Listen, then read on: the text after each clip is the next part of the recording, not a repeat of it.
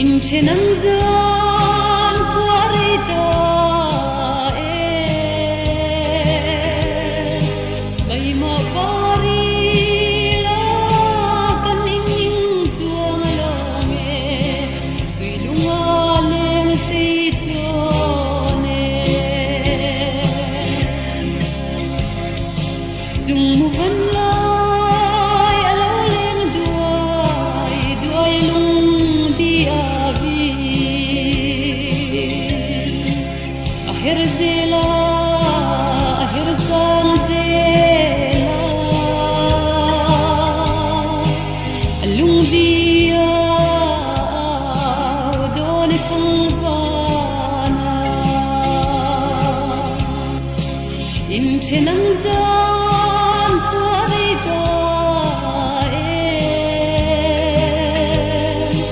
lai ma vari la kan ning chuang lo nge sui lunga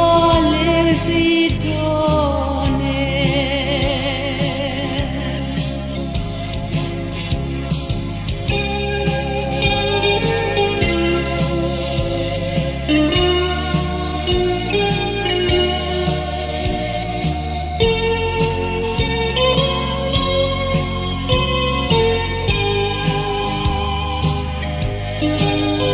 le jua hal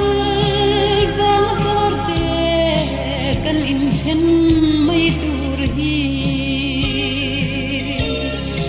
sin lai